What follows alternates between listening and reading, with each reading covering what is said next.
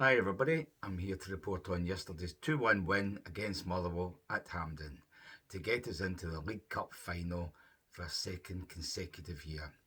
And that's probably most of the good news said already, because nothing much really changed watching this team yesterday. It all started badly. The mood around me plunged when we heard the line-up and we realised that the manager, despite everybody else thinking differently, stuck to his guns. He's so stubborn. He won't drop Tavernier, he won't drop Drossers. Tom Lawrence, made of glass, he won't drop him either. He only went off because he got injured yet again.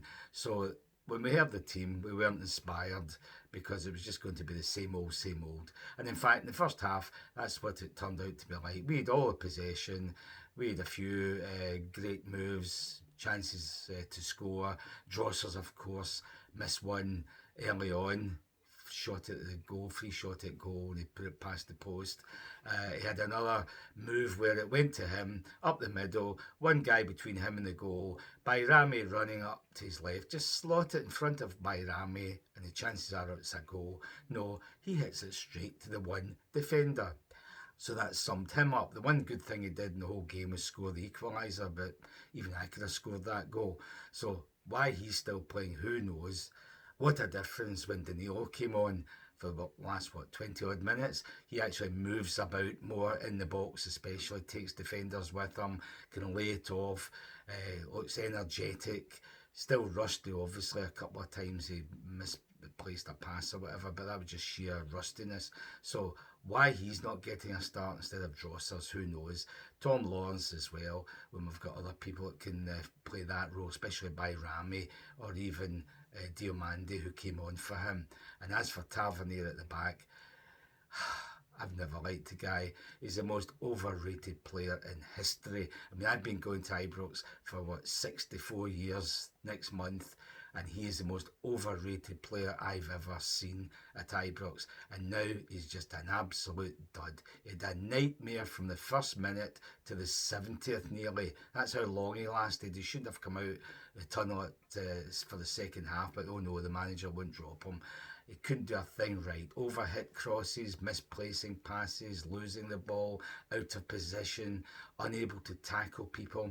It was so bad that in the second half, he did yet again one of these ridiculous crosses over everybody about 50 feet in the air, over the whole bunch of people in the penalty area, and the Rangers end, a good chunk of them started to boo him. That's how bad it was, and some of them booed him when he got substituted about 10 minutes later. I think that would be, and even managed to miss a chance when it was one each at the time. He should have tapped it in from about 6 yards out, and they put it over the bar. But he had a disaster of a game, and what a difference when you saw a younger, stronger, faster, more determined guy come in his place in the shape of Dujon Sterling. I mean, he showed what we should be getting from the right back position. So maybe the manager will think twice. Nah, I wouldn't bet on it. He'll be thinking, oh, Olympiacos away on Thursday, that's a big game. Oh, I can't take any chances. No, you keep playing that dud and it'll be the same result every time. It took him 70 minutes to replace him and Drossers. When the fans could see they shouldn't have come out for the second half. They shouldn't have started in the first place, but who knows how the manager thinks. I don't know what he thinks he's seeing when we're watching such a disastrous performance from your so-called captain. So anyhow, they're the three worst. Most of them were okay. The best guys, as usual, were Barron and Raskin. Two of them had really good games. Cherny got man of the match, presumably for his 2 assists and his second half performance at least. He drove at the Motherwell defenders. He ran the length of the field sometimes. Usually his final pass wasn't great, or he maybe got tackled just at the last minute, but he at least contributed, and he had a couple of shots where he might have scored. Had one where the goalie did a good save. So he got the man of the match. I don't know if I agree with that, but at least he contributed greatly. You could say Shafty did some good things as well, hit the post, made a few mistakes right enough. Suter was good. Butland had nothing whatsoever to do. Diomande did some good things, but he get caught in possession too often, so that's typical of him. He needs to be told how to avoid that, how to sharpen up, be quicker, that kind of thing. As I said, Danilo came on and looked quite sprightly, so let's hope that's him fit again, at least fit enough to start, if not play 90 minutes. Bayrami did some good things, but he's wasted out in the wing. He should be played just off the striker in the middle where he can actually shoot and he can create things as well, because he is a skillful player. So in general, we did well enough when you consider the start of the game and played for 70 minutes with probably 8 men against 11. Motherwell, as usual, get stuck in.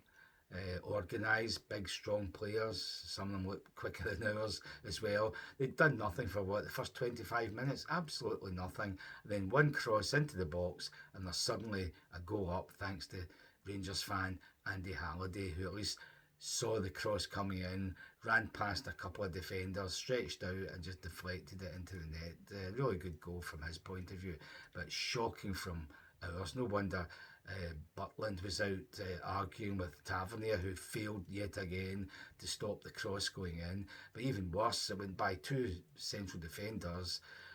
Shefty actually turned away from it as if he was expecting it to sort of curl away to the left and he would run onto it and start an attack. And of course, before that could happen, Halliday nipped in and just put it into the net. So good goal from their point of view. That's all they did. I don't think they did anything in the second half worthy of being called dangerous. As I say, Butland didn't have a proper save to make, so it was comfortable in that sense, but we huffed and we puffed and we should have scored more goals than the 2 we did. The 2 we did score, the first one, the equaliser, nice movement from Czerny, lovely run forward by Barron. The ball went through to him, and for once we had somebody actually capable of just a low cross into the box, 6-yard box, and there was Drossers for once, not trying to take a touch, not trying to boot it over the bar, but just scoop it into the net. So he did that successfully, but that was his sole contribution. Of course, give him his credit, it was an important contribution early in the second half. Who knows what might have happened if he'd missed that one, but that's all he did. He shouldn't be playing a guy like that. Second goal again, nice movement, Diomande to Czerny across the box to Bayrami, and I thought he was never going to shoot, but when he did shoot, it was deflected by the guy trying to block it, for about the 100th time, and for once it wasn't blocked, it was just deflected up and over the keeper and into the net. Who cares? 2-1, we knew we'd won then, they weren't going to come back. We should have scored more goals. We hit the post again, I think. Comfortable, if you can call that kind of thing comfortable, but not really the way we want to be playing in a game like that. The manager's got to wake up and play proper defenders and strikers from the beginning. We should have Sterling at right back, Danilo or Igaman up front, either sharing the duties half each or whatever, not Drossers unless it's an ultimate emergency situation, and Bayrami should be played inside, not out in the left wing. So all sorts of things the manager should be considering, but he won't, we know he won't.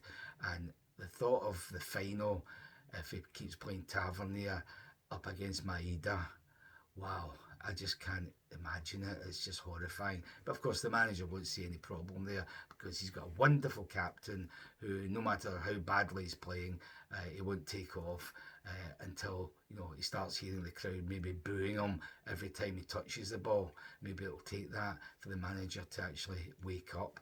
So we're into the final. Nothing much has changed in terms of the way they're playing. At least some players might have staked a claim for a start in the next few games, who knows. But it's just one of these games you're happy to win. You're into the final, forget about it, move on to the next game, see what happens. And by the way, see these idiots that set off smoke flares before games, delaying the kick-off? As it turned out, Rangers fans did it as well, but it's a Motherwell fans' smoke that covered the whole pitch, and you couldn't even see the pitch from where I was in the main stand. So I wish they would just stop it. At Hampden, you get scanned and searched before you go through the turnstiles. How did these people get flares in? It's got to stop now.